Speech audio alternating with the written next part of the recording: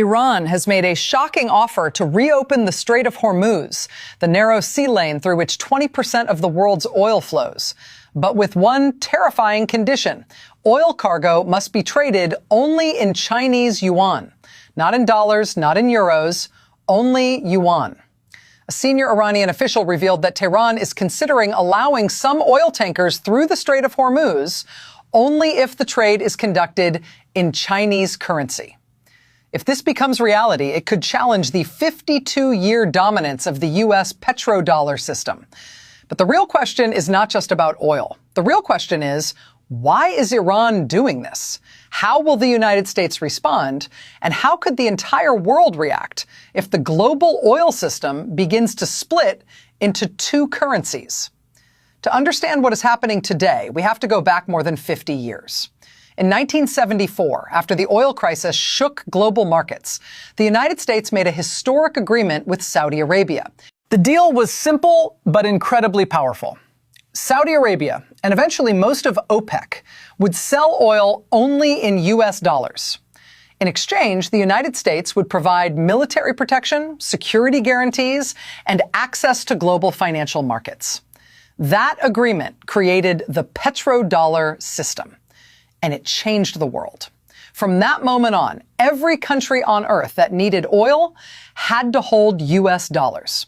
Japan needed dollars. Germany needed dollars. India needed dollars. China needed dollars. Even countries that hated American policies still needed dollars to buy energy. This created massive global demand for the U.S. currency. And that demand gave Washington an extraordinary power.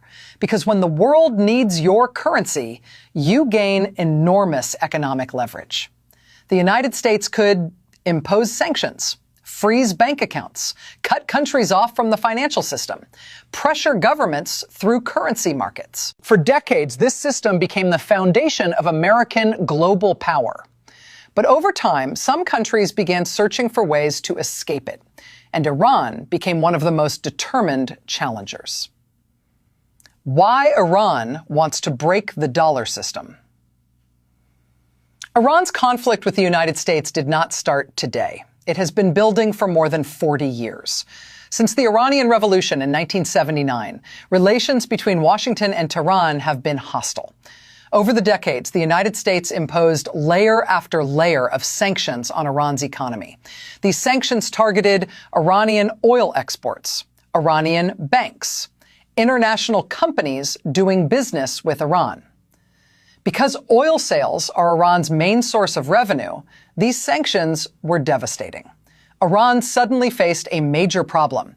It could produce oil, but selling it in the global system became extremely difficult. Most international banks refused to process Iranian transactions.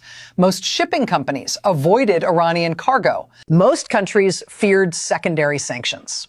So Iran began looking for alternative economic systems. And one country became its most important partner: China. China is the largest energy importer in the world, and its economy needs enormous amounts of oil. Meanwhile, Iran has huge reserves of crude, but limited buyers due to sanctions. This created a natural partnership. In 2021, Iran and China signed a 25-year strategic cooperation agreement involving major investments and long-term energy deals. Under this arrangement, China would invest billions into Iran's infrastructure, energy sector, and technology. In return, Iran would provide China with discounted oil supplies. But there was another crucial aspect of this partnership. China wanted to expand the global use of its currency, the yuan.